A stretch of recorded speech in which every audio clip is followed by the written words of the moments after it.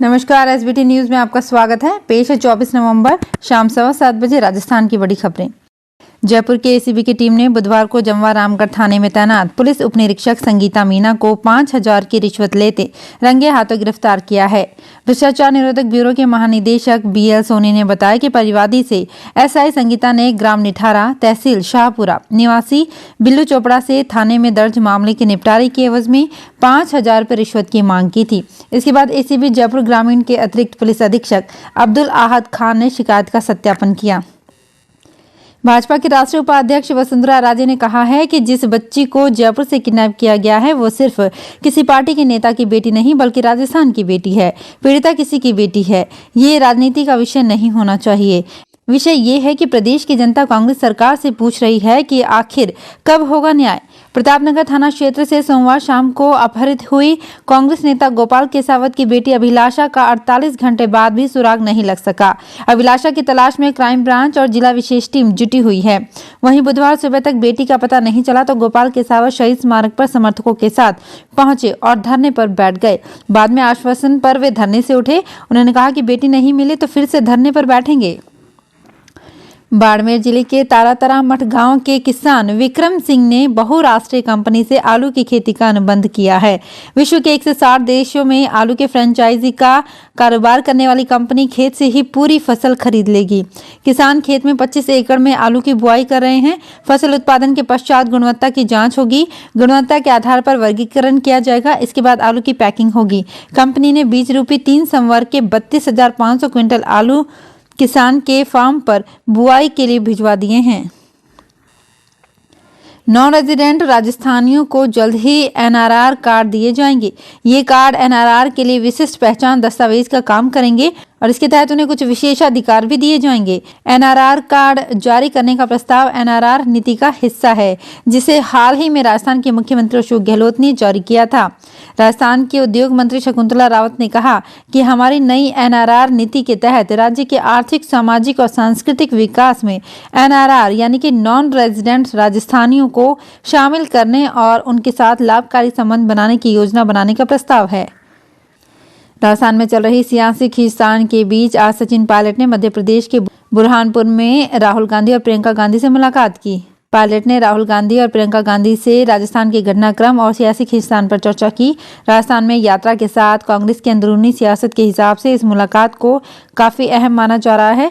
सचिन पायलट कल ही बुरहानपुर पहुंच गए थे। आज पायलट राहुल गांधी की भारत यात्रा में उनके साथ चल रहे हैं। राजस्थान में कड़ाके की सर्दी का दौर शुरू हो गया है। पिछले 5 दिनों से लगातार तापमान गिरने से सर्दी के नए रिकॉर्ड बन रहे हैं। बुधवार रात राजस्थान के 3 शहरों का तापमान 4 डिग्री से नीचे पहुंच गया है। सर्द हवाओं के कारण भी कड़ाके की ठंड महसूस हो रही है। राजस्थान में सबसे कम तापमान सीकर के फतेहपुर में 2.4 डिग्री सेल्सियस रिकॉर्ड किया गया। मौसम विभाग के अनुसार राजस्थान के 10 शहरों में सबसे अधिक ठंड का प्रभाव देखने को मिला है। कोहरे और ओस ने भी लोगों की परेशानी में इजाफा कर दिया है। करौली के श्री महावीर जी में मुख्यमंत्री अशोक गहलोत के पंच कल्याणक महोत्सव और महामस्तकाभिषेक प्राण प्रतिष्ठा महोत्सव का गुरुवार को ध्वजारोहण के साथ शुभारंभ किया गया। इस मौके पर राजस्थान के पीडब्ल्यूडी मंत्री भजनलाल जाटव, राजस्थान विभाग मंत्री विश्वेंद्र सिंह, पंचायती राज मंत्री रमेश मीणा सहित कई लोग मंच पर मौजूद रहे। राजस्थान में अजमेर डिस्कॉम द्वारा बकाये बिलों के भुगतान के लिए चलाए जा रहे अभियान का असर अब तीर्थ नगरी पुष्कर में भी देखने को मिल रहा है, जिसको लेकर विभाग अब तैयारियों में जुट गया है। विभाग अपने स्तर पर बड़े बकाया बिलों की लिस्टिंग कर कनेक्शन धारकों से संपर्क करने में जुट गया है।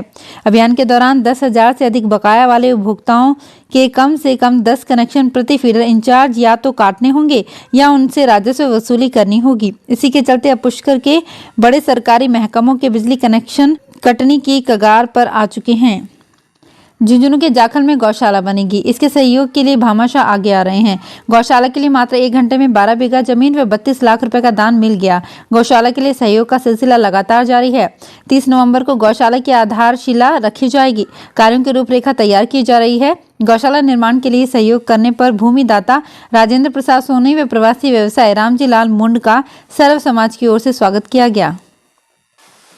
राजस्थान में इनकम टैक्स ने करीब 100 करोड़ से ज्यादा संपत्तियों के दस्तावेज जब्त कर उनकी जांच शुरू की है। पूछताछ में निर्मल जैन, रमेश जैन और कालू लाल जैन के पास इस संबंध में संतोषजनक जवाब नहीं दे पाए। उदयपुर में 2 रियल एस्टेट कारोबारियों पर इनकम टैक्स की रेड में बड़ी मात्रा में नकदी और ज्वेलरी मिली है। इनकम टैक्स की टीम ने 100 करोड़ से ज्यादा संपत्तियों के दस्तावेज जब्त कर उनकी जांच शुरू कर दी है। पूछताछ में निर्मल जैन, रमेश जैन और कालूलाल जैन से इन संपत्तियों के बारे में संतोषजनक जवाब मिले हैं। टीम को अब तक कार्यवाही में 8 किलो से ज्यादा सोने की ज्वेलरी और 1 करोड़ से ज्यादा का कैश मिला है। अंकुर और एक्मे ग्रुप के कुल 37 ठिकानों पर फिलहाल सर्चिंग जारी है। कोटा नगर निगम उत्तर में यूडी टैक्स वसूलने के लिए अब निजी फर्म को टेंडर दिया जा रहा है। इसके लिए टेंडर प्रक्रिया की जा चुकी है और जल्द ही टेंडर फाइनल कर दिए जाएंगे। अब तक कोटा नगर निगम दक्षिण में ही निजी फर्म यूडी टैक्स वसूल कर रही थी, जबकि उत्तर में नगर निगम के अधिकारी कर्मचारी ही टैक्स वसूली में लगे थे। लेकिन टैक्स वसूली में पीछे रहने के चलते अब उत्तर नगर निगम के अधिकारियों ने तय किया है कि निजी फर्म से ही टैक्स वसूल करवाया जाएगा। जयपुर में चुनाव से एक दिन पहले 2 वार्डों में चुनाव निरस्त किया गया। वहीं श्रीगंगानगर के पदमपुर नगरपालिका के वार्ड नंबर 21 और जैसलमेर की नाचना पंच के वार्ड नंबर 14 में चुनाव निरस्त किया गया है। वोटिंग लिस्ट में गड़बड़ी के चलते चुनाव निरस्त किए गए हैं। संबंधित निर्वाचन क्षेत्रों से आचार संहिता हटाई गई है। उपचुनाव के लिए 25 नवंबर को मतदान होना है। अजमेर में गुरुवार को बहुजन समाज पार्टी के पदाधिकारी और कार्यकर्ताओं द्वारा जिला कलेक्ट्रेट पर प्रदर्शन किया गया। प्रदर्शन के बाद जिला कलेक्टर अंशुदीप को ज्ञापन देकर अनुसूचित जाति के लोगों पर बढ़ते अत्याचारों पर कार्रवाई करने और उन्हें राहत देने की मांग की गई। वहीं उन्होंने चेतावनी दी कि अगर इस मामले में जल्द कार्रवाई नहीं हुई तो बहुजन समाज पार्टी उग्र आंदोलन पर उतरेगी। बीकानेर में जमीनों की रजिस्ट्री का काम आसान करने के लिए जल्द ही नया सब रजिस्ट्रार ऑफिस खुलेगा। ये जिले का चौथा ऐसा ऑफिस होगा जिसमें मैनेजमेंट और सारे काम पासपोर्ट ऑफिस की तर्ज पर होंगे। प्रदेश के सभी संभाग मुख्यालयों सहित 10 नए सब रजिस्ट्रार ऑफिस खुलेंगे। इनमें बीकानेर संभाग मुख्यालय भी शामिल है, जहां चौथा एसआर ऑफिस खुलेगा। इसके लिए जमीन तलाशी जा रही है। उदयपुर के महाराणा भूपाल हॉस्पिटल में पब्लिक एड्रेस सिस्टम स्थापित किया गया है।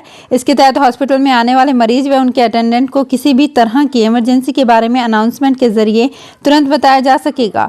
साथ ही विभिन्न सरकारी योजनाओं की जानकारी दी जाएगी। इस पर किसी तरह की वार्निंग अनाउंस और कोड कॉल्स की जा सकती है। हॉस्पिटल अधीक्षक डॉक्टर RL सुमन ने बताया कि MB हॉस्पिटल के orthopaedic, cardiology, central lab, child hospital में पब्लिक एड्रेस सिस्टम लगाया गया है। तो फिलहाल इस बुलेटिन में इतना ही। फिर हाजिर होंगे कुछ और बड़ी खबरों के साथ। अगर आप भी अपने आसपास की छोटी बड़ी और महत्वपूर्ण खबरों से अपडेट रहना चाहते हैं तो सब्सक्राइब कीजिए हमारे चैनल SPT न्यूज को और प्रेस कीजिए बेल आइकन पर।